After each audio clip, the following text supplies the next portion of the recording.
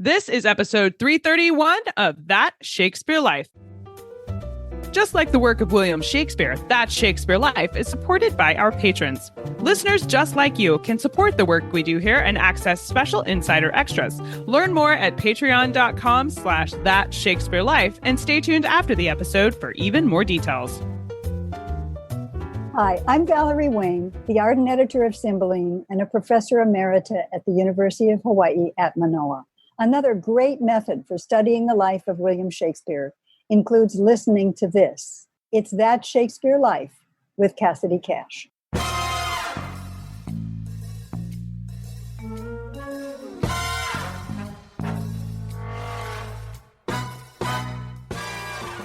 The bodies are just left either where the accident happened, or I think more often they're brought to public buildings. Welcome to That Shakespeare Life with Cassidy Cash. Cassidy believes that if you desire to successfully learn or perform Shakespeare's plays, then understanding the real life and history of William Shakespeare himself is a must. That Shakespeare Life is the podcast that helps you go beyond the curtain of some of Shakespeare's most iconic works and explore the world of early modern England as Shakespeare would have lived it, learning from the writers, historians, and performers who know it best. And now, here's Cassidy. Deaths were a common occurrence on stage for Shakespeare's characters, but the wild and often macabre deaths that we see in his plays were not actually far off from the deaths that occurred in real life for the 16th and 17th century. Whenever a death occurred that was seemingly accidental, there was a coroner's report that had to take place to determine whether the person who died had died under suspicious circumstances. Our guest this week has done a great deal of research into accidental deaths for Shakespeare's lifetime and joins us today to introduce us to the job of the 16th century coroner in Shakespeare's England, tell us more about some of the bizarre ways that people died, and how all of these incidents connect to William Shakespeare. To learn all these things and more this week, we are delighted to welcome Steven Gunn to the show today. Steven Gunn is a fellow and tutor in history at Merton College, Oxford, and professor of early modern history. He teaches and researches the history of later medieval and early modern Britain and Europe. His books include Early Tudor Government, Henry VII's New Men and the Making of Tudor England, and The English People at War in the Age of Henry VIII. He is writing a book on accidental deaths and everyday life in 16th century England. We'll place a link in the show notes for today where you can follow his work and find out when that book is published. Hello, Steven. Welcome to That Shakespeare Life. Hello, it's good to be here. Tell us about the official position of coroner for Shakespeare's lifetime. I think I was surprised to learn that this was an official position in the government for this time period. So was this appointed by the crown, for example, and did they operate the way we think of a coroner's office today? There had been coroners since the 12th century, so they'd been around a long time in England. In theory, they're elected in the county court in the same way that members of parliament are elected in the county court. And they tend to be local gentlemen, mostly with legal training rather than the medical training that you might expect today. And they are usually a number of them in each county. So it depends how big the county is. Small counties would just have two, and they'd often actually operate as a pair in tandem. Bigger counties might have four or more. And towns often had their own individual coroner. So they're covering some of them quite large areas, so they don't get to a dead body for a number of days until after after the events happened, but they have a reasonably dense coverage across the country. So as long as a death got reported, there should be somebody there to come and investigate it. Now, this is a macabre question, I suppose, but for a modern coroner's office, they have coolers there for the bodies to keep them from decaying while the evidence is collected. And you mentioned that sometimes the coroner wouldn't get there for several days. What was happening there? I mean, obviously, how did they handle that process when the bodies decayed? How were they able to make an accurate assessment? They usually hope to do it within a day or two. In towns, they're usually doing it that day. Out in the countryside, most of the time they're trying to do it within a few days. Occasionally they have to order bodies to be disinterred.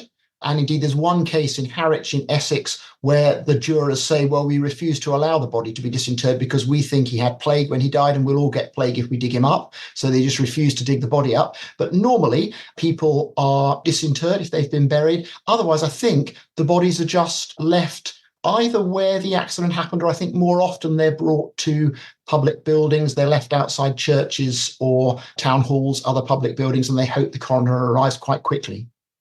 The primary topic of your website looks at accidental deaths, which I assume were the deaths where foul play needed to be ruled out for one reason or another. Tell us what constituted an accidental death and whether or not autopsies were a matter of routine in the instance of a death.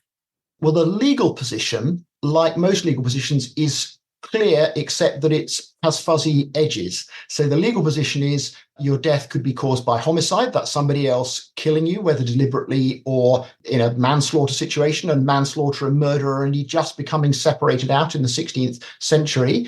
It could be a suicide in which you clearly deliberately intend to end your own life. It could be what they call divine visitation, which is sudden death without any obvious secondary cause. So if you just drop dead with a fever or a paroxysm or something, that would be divine visitation. And most disease deaths just don't get investigated because it's obvious that they're from natural causes. And then the fourth category is what lawyers now, and to some extent then, call misadventure.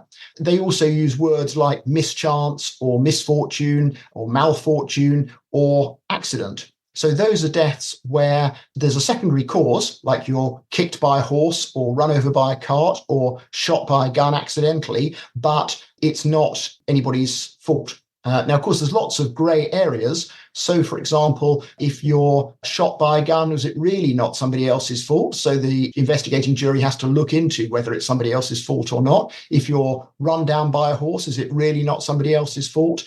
If you drown, is it really not your own fault? Did you not throw yourself in the river? You genuinely fell in.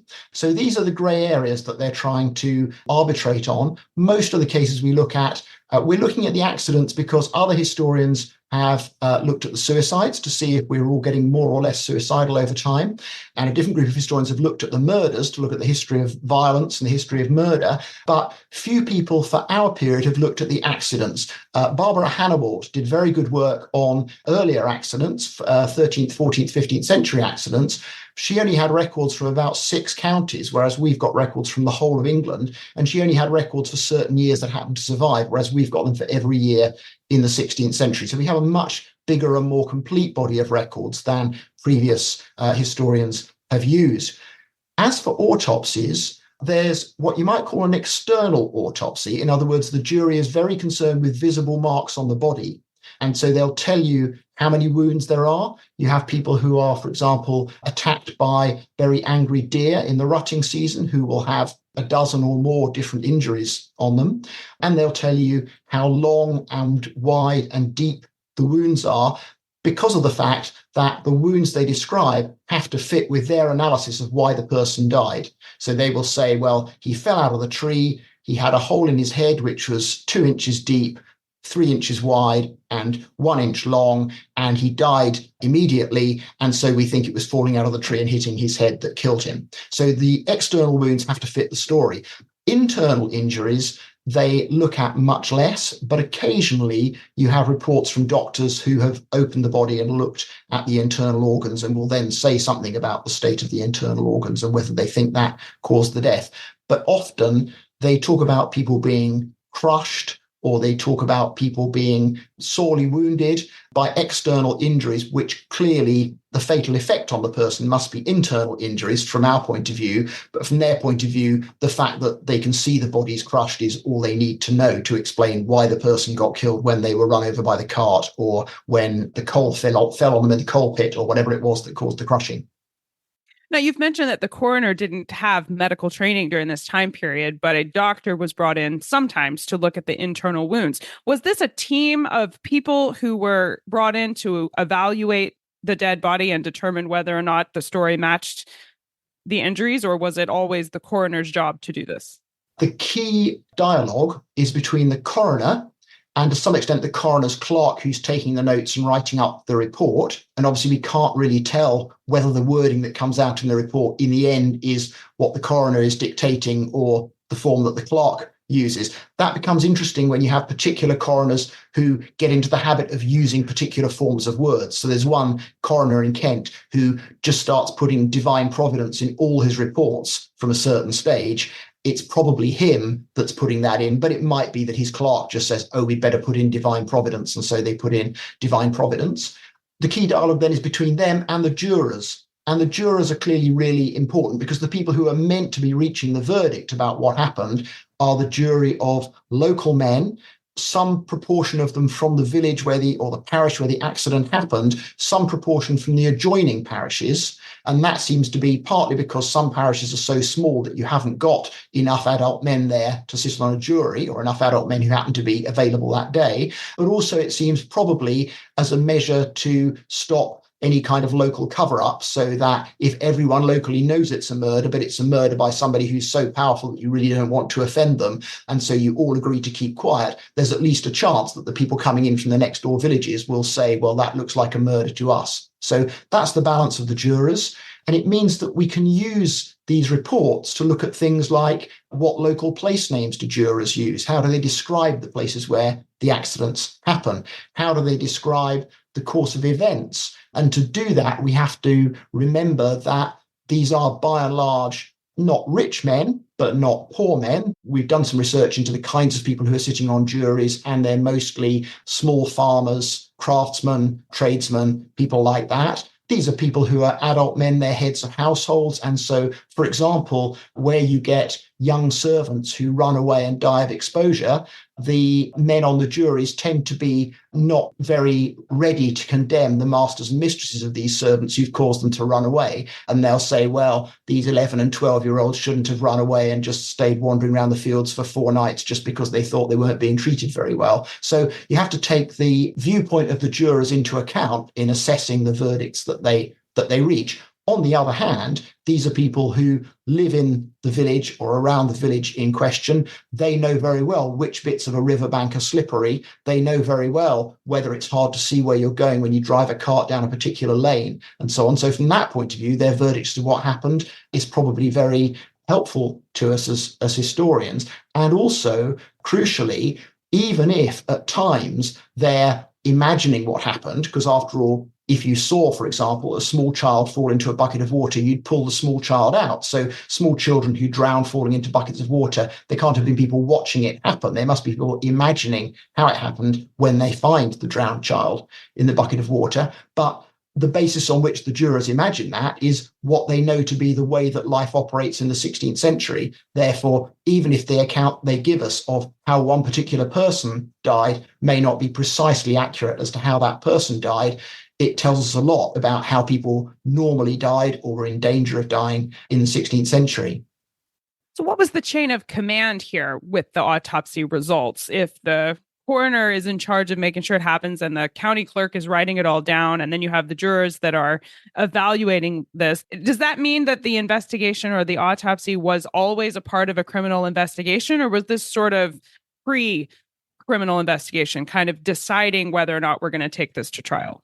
Yeah, it's pre-investigation. In other words, if the jury finds that this is definitely a homicide, that will then head forward into a prosecution.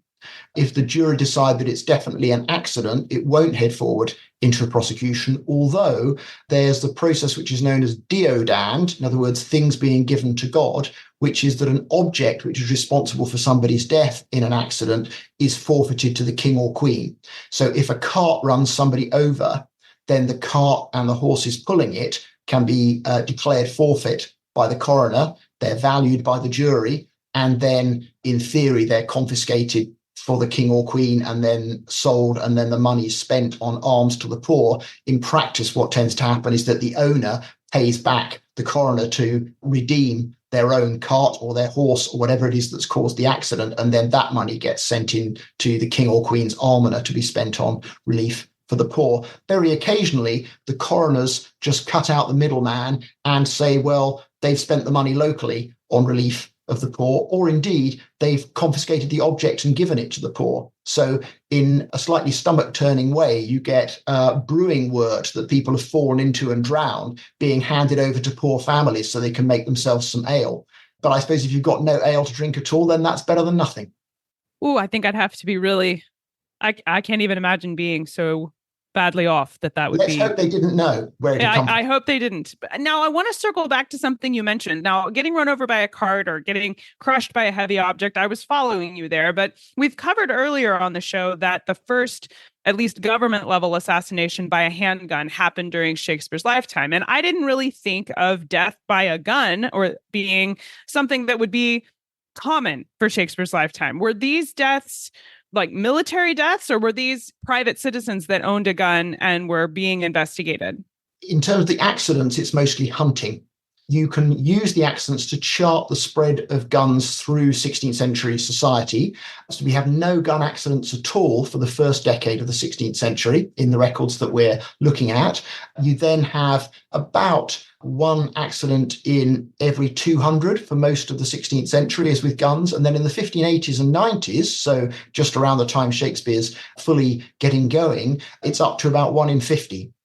So the proportion of gun accidents is going up very rapidly as guns spread through society, and most of it is hunting. And so that's usually either people shoot at a bird or something and miss the bird and hit somebody who's standing at the other end of the field, or more often it's malfunctions of one kind or another with the gun, because these guns have two different kinds of firing mechanisms, but both of them present real problems. They have firing mechanisms with a matchlock, where you have a burning string match, basically a string soaked in gunpowder, which you have to apply to the gunpowder in the gun in order to set the gun off. Well, you have all kinds of problems with that, where the match goes out, or you forget to extinguish your match and then accidentally put it too close to the gun.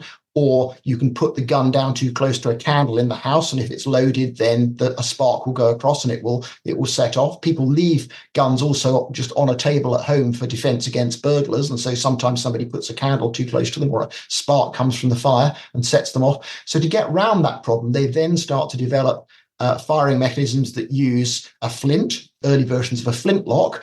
And the problem with those is that the spring mechanisms are very fragile or oversensitive. So we have one man who walks into an inn in Cirencester in Gloucestershire, claps his gun down on the table and shoots himself in the stomach because the firing mechanism is so easily set off. So none of these systems are ideal, and that's part of the problem. The other problem seems to be that these guns are slow to load because you're loading them down from the muzzle end, and they're not rifled, but you've still got to ram the ball down into the gun. They're slow to load, so you tend to keep them loaded in case you need to fire them. But then people don't always realize that they are loaded. So they'll pick them up and wave them around, and they go off, and they don't know that they're loaded. So I think most of these accidents are genuinely accidents, because you get people who are accidentally shooting themselves quite a lot or shooting family members quite a lot, but they're mostly civilian uses of guns.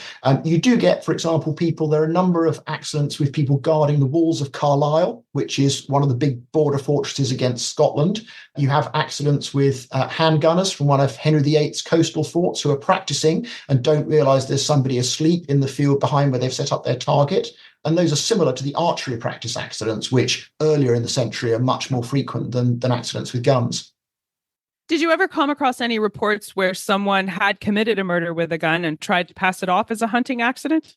Well, of course, in the end, it's always impossible to know because we're dependent on what the jurors tell us. What we see more of than with guns is people fighting with staves or with swords, things like that. Pretty clearly, there are things where one good sign, actually, one interesting sign is where the jurors seem to have real trouble making up their minds what's happened.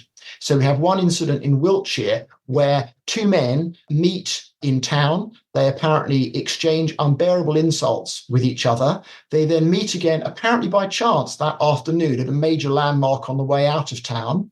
One attacks the other. One of them, the more socially elevated of them, the gentleman, he has the fashionable weapons. He has a rapier and he has a duelist's dagger to go with it. The less socially elevated, the yeoman, he has more old-fashioned sword and a buckler, a small round shield. The gentleman attacks the yeoman, fights with him until the yeoman is lying on the ground, trying to defend himself, which is a classic piece of narrative from a self-defense homicide verdict. So self-defense homicide, you're lying on the ground, you can't get away, there's nothing you can do. The only way you can stop yourself being killed is to kill the other person. The man who has attacked him is described as attacking him with malice aforethought and diabolical instigation, which is the kind of thing you might get in a murder verdict. Then the man who survives is lying on the ground. The other man ends up impaled on his sword. And the jurors say, so actually the man who was killed himself. He committed suicide by throwing himself onto his opponent's sword. And then the clerks write, so it was an accidental death then. And the jurors take months to reach that verdict. So what really happened? Was that a duel? And they decided, well, it was a duel, but it's not really clear who started it. Let's cover it up. Was it really just a crazed attack by one person on the other? It's very hard to know. And so those things where even the way that they put it and the length of time they take to make their minds up suggests the jurors aren't sure. They're the things where we think, well, that's a genuinely fuzzy case and we can't tell which it was, but it's very interesting that it lies on those borderlines. So give us a ballpark scope here for how many of these deaths reports that you've actually reviewed. And then among them, what are some of the weirdest death reports that you've come across so far?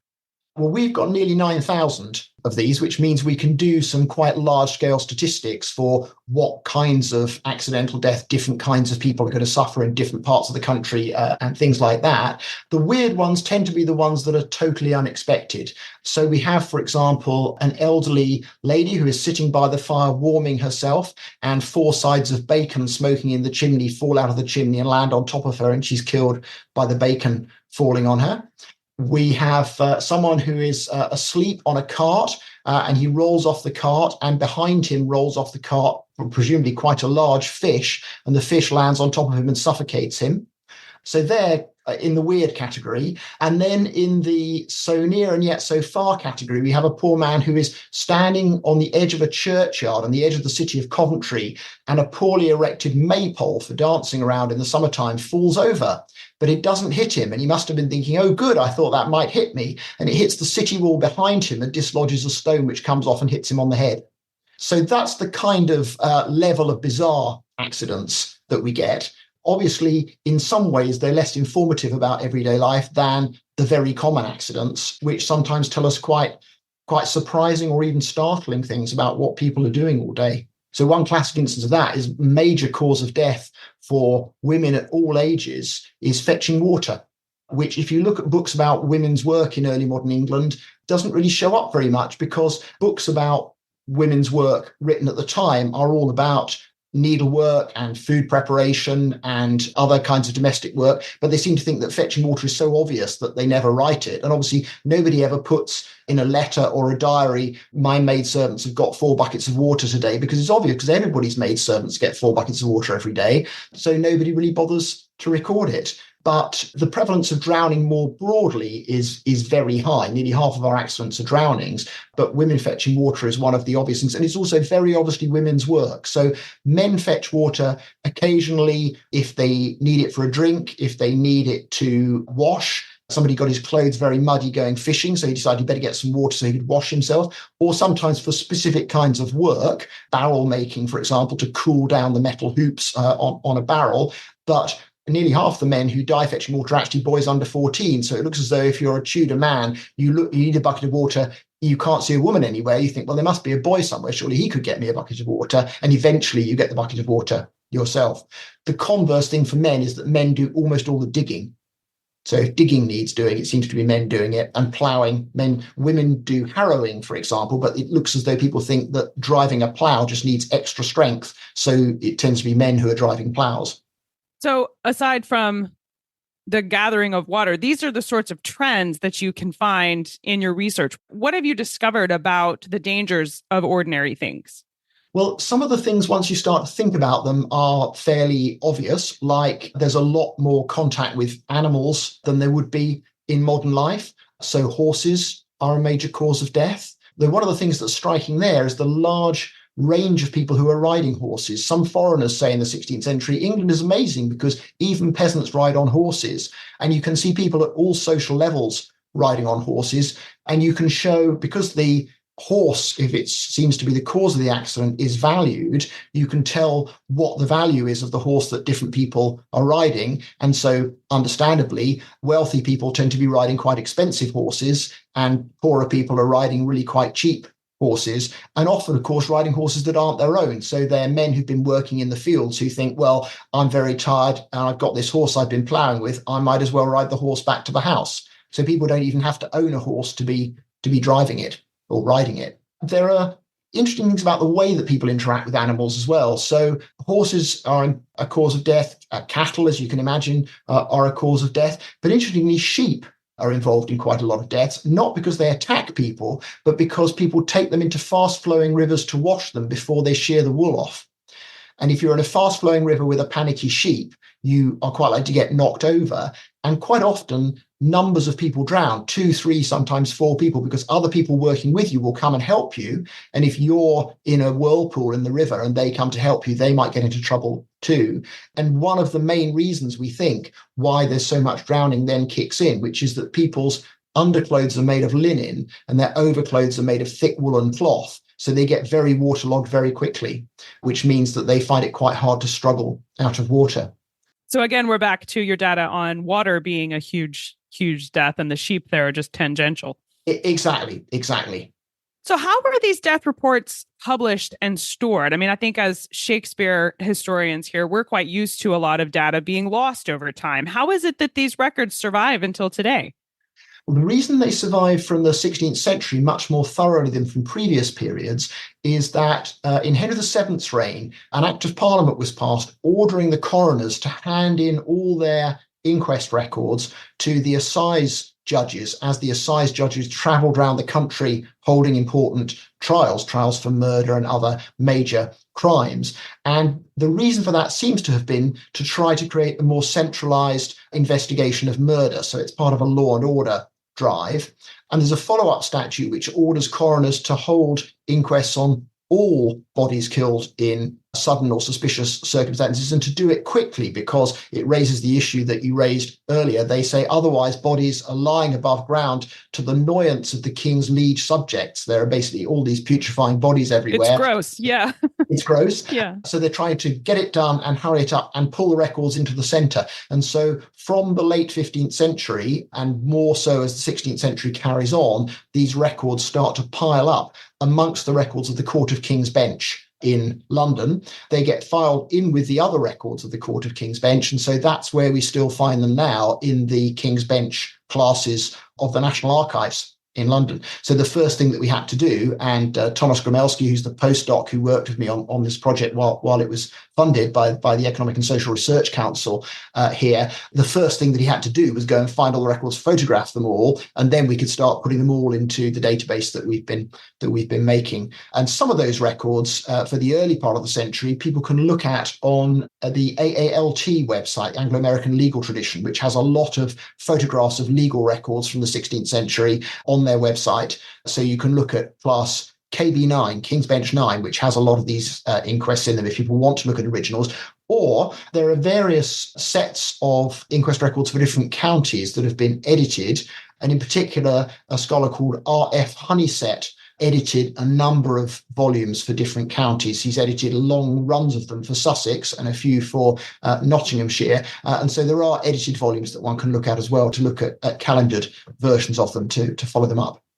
Well, and as we mentioned, that's over 9,000 records that we have there. So huge thank you to the team of people who went and photographed these and made them available for these studies. That's tremendous. Definitely my favorite report from Steven's website is that of a 1569 coroner's report describing the death of Jane Shakespeare, spelled differently than how we spell Shakespeare's last name, but she drowned at age 2.5 while picking marigolds in Upton Warren, only 20 miles from Shakespeare's childhood home at Stratford-upon-Avon. Stephen, was this Jane Shakespeare related to our William Shakespeare? And please tell us what you learned from her case records. Well, we don't know is the simple answer, because apart from Shakespeare's immediate family, we don't seem to know much about his wider relations. We know that there are other families with the surname Shakespeare around that Warwickshire, Worcestershire area. So whether she's a cousin or not, we really don't know. It would be interesting to think that she might have been. And of course, The link that we tried to make at the time, because it worked well with the press, was the link to Ophelia as a drowned flower picker. But again, whether that really has any link to young William Shakespeare, we don't know. Intriguingly, there's a William Shakespeare who drowns in our records as well, but he's a shoemaker from Warwick who goes for a swim in the River Avon and drowns, rather than a poet from Stratford. So it's interesting in terms of the way that these records link to famous people. And one of the parallels really is that we have a number of incidents in these records that link to famous people in Tudor England, but in ways that you wouldn't expect. So Sir Thomas Gresham, for example, who founded Gresham College and the Royal Exchange in London, one of Queen Elizabeth's major financial advisors, we haven't got anything about him, but we've got something about the man who was in charge of his horses, who was asleep above the stable in Gresham's country house. He heard the horses were very restive downstairs. He wondered what the problem was, so he jumped out of bed, dashed down the stairs to check on the horses, and tripped and fell down and broke his neck. So we have often people who are connected to the famous people of Tudor England, but aren't actually those famous people themselves. Probably the two most famous people who come up in our reports are Amy Robsart, the wife of Lord Robert Dudley, Queen Elizabeth's favourite and alleged lover, who fell down the stairs, thus potentially freeing her husband to marry the Queen, but also, of course, ruining her husband's chances of ever marrying the Queen because of the scandal it created. And we found the coroner's inquest on her. It doesn't solve the problem of whether she jumped or pushed or threw herself, but, it says it was an accident, but then it would say that, wouldn't it? It did tell us that she had 2 large dents in her head when she was at the bottom of the stairs, but it's not clear whether she got those falling down the stairs or whether she was given them before she fell. So there's her. And there's also little George Lord Dacre, who is a small boy who falls off his vaulting horse. Well, he doesn't fall off it. He's trying to adjust his vaulting horse, which is very large, feet long and feet high, made of solid wood. He's trying to adjust it to make it lower so he can climb onto it, and pulls a pin out of the back, and the whole thing collapses on top of him. And so he's socially our most elevated victim. He's heir to lands worth several £1,000s a year in the north of England. So we've got famous people. Jane Shakespeare is not a famous person. The other thing I suppose that we can do with Jane Shakespeare is that actually drowning is a major cause of it's the biggest single cause of death for 2 and 3 year olds, because they're wandering around and coming into contact with water of all sorts. And also flower picking turns out to be a major leisure activity, if you like, for adults to some extent, but also much more for children. It seems to be something that small children just go around doing. So from that point of view, she's remarkable, but she's also typical in various ways of things that happen to other people. It's really interesting how these death reports can give you those kinds of insights into what life was like and what people were doing and what they did consider ordinary at the time. I wouldn't have expected for those pieces to fit together, although you'd think at this point of hearing all of the history on our show, I would have not been surprised. But I think that's a really exciting part of what you're doing here. It's an interesting sideways way to look at things, really. And as I hinted at the start, we borrowed the idea from Barbara Hannibal, who had done this with medieval peasants and shown, for example, several decades ago that small boys and small girls have slightly different accidents in the later Middle Ages because they seem already to be being brought up to do slightly different tasks. Having seen that, and then having realized just how much material there was in the 16th century that one could try and do that with, and how much wider range of issues we could look at than she was able to look at, that's one of the things that inspired us to try and get this done. Well, I know we would love to learn more about this topic, and obviously visiting Steven's website is a great place to begin, and I will link to that in the show notes for today's episode. But Steven, what are some of your books or resources that you can recommend for us to use if we wanted to explore the coroner's report, accidental deaths, and the jurors, and all of this that you've been sharing with us? Where should we begin? Have a look at our website, partly because we have a Discovery of the Month feature. So numbers of the accidents we've been talking about appear in that Discovery of the Month feature. We also have a bibliography there. So if you're looking for other books to read or for some of these edited selections of coroner's records, you can find those on there. I'm currently doing the sort of final edits to the book about our project. So the book should be out next year. Then we've got some recordings of other lectures that we've given on there if people want to immerse themselves in the kind of things that we've been doing. But in a way, it's more fun, I think, to try and find some of those edited collections if you can get access to them and think, well, what's the range of problems one can investigate through this material. And what we're hoping to do, once we've published the book, we'll try to make our database, it's not a complex relational database, it's just a spreadsheet with our 9,000 or so accidents on. We'll try and put that up on the web in various places so that people can get access to it, because that means both that if people have different questions that they want to ask that we haven't thought of, that they want to ask general questions of that material, they can use it to do that, which some historians are starting to do already with material that we've provided to them. But also it means that particularly for people in England, in the counties that it covers, which is almost every county in England, they can then look at their local accidents. Because one of the nice things about going around talking in local history societies and similar groups about this research is that people will say, yes, that's my village and that riverbank's still very slippery. Or yes, that's my village and that hill is still very steep, and I could easily see how if you were trying to drive a cart with no brakes, you wouldn't be able to stop in time. So that kind of insight's very interesting, and we'd hope that people will be able to use the website to do that as well. It's a wonderful resource, and we will place links to this as well as some of the other links to the National Archives and others that you heard us talk about today in the show notes for today's episode. So stay tuned for the URL for where to find those. Stephen, we ask everyone this next question here at That Shakespeare Life, and that's, what's the one book you would take with you on a deserted island? My friends in England tell me I'm supposed to allow you the complete works of Shakespeare and a copy of the Bible, so your choice would be in addition to those. I'm a bit torn, so if I'm allowed to explain which three books I'm choosing between. Absolutely. If I wanted to cheat, I would take Letters and Papers, Foreign and Domestic of the Reign of Henry VIII, which is a 38-volume series of calendared records from Henry VIII's reign, but I suspect that's cheating.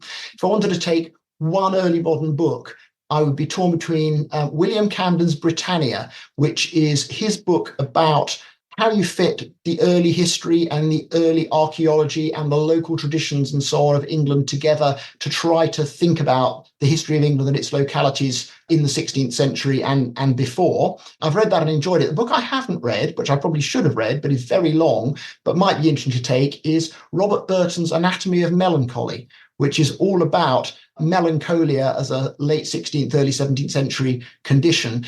The one problem with that is that one might be a bit melancholic if one was stuck by oneself on a desert island anyway. So whether it would make one feel even worse to keep reading about all the different reasons people felt not very happy in the 16th and 17th centuries, I'm not sure. So I'd have to weigh that up before the moment at which I got shipwrecked. I think I can see that, because it's either incredibly appropriate or a disastrous selection, and you really wouldn't know till you got there. So what's next for you? What are you working on now that you're excited about?